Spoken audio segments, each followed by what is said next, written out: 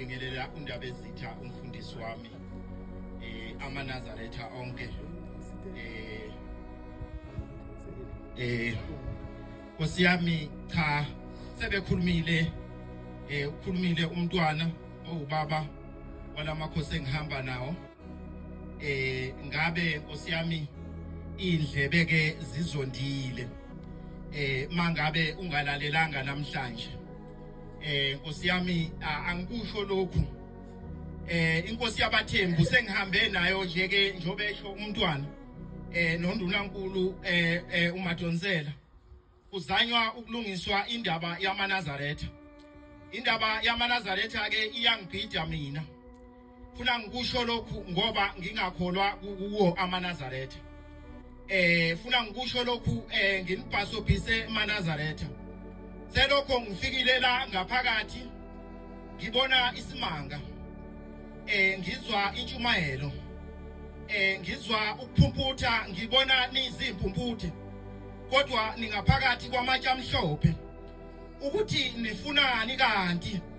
Yini le enizulazulayo eniyifunayo? Ngoba esenifike kuyo fanele kanti yini le niyifunayo? Ngiyadideka ke mina. Ngoba thina njoba silapha ngaphandle ezweni. Siyabona ukuthi okuphelele ngikho. Amen. Manje ke ngiyadideka. Angizubalula ke ukuthi ngikhonza kuyiphi inkolo. Kodwa nje ngiyadideka ngoba inkolo engiyo icishe ifanense nalenkolo yasekuphakameni. Manje into engidida kakhulu ngibona nithatha imbuzi okwansuku niletha kugombela nizothetha amacala.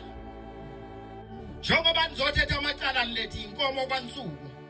Njengoba nilethelwa imbenge phambi kwenu kuthiwa nikelani. Inikelele imphefumulo yabantu abangasekho. Lithola nani futhi ngaphakathi kwamatshe amhlophe niyaphumputha niphumputhani maNazaretha. Yini kanti leni ifunayo? Ngoba njoba ningaphakathi nje esekufanele ngani yakwenza nilungisa amacala okhokho bethu abawenzakho. Manje futhi mangabe niletha imfuyo la kusho ukuthi nizoyilahla kubombela. Ngoba manje nginithola ningaphakathi kodwa nizimpumputha ngazi ukuthi nifunani kanti. Yilokho nje engikulethile ke phakathi kwenu njengoba obaba sebekhulumile obaba. Bakhuluma bageqa amagulu. Bathi ke mangifika la ngibuza kumntwana.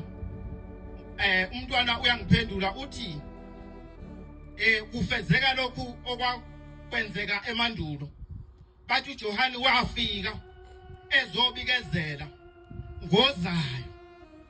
Nansi indaba la ngiyifica khona. Ngizwa ngathi ngoAugust 23 mangaphazama 12 kusho ukuthi ke ngizwa ngathi unyazi loba niyathela la. Amen.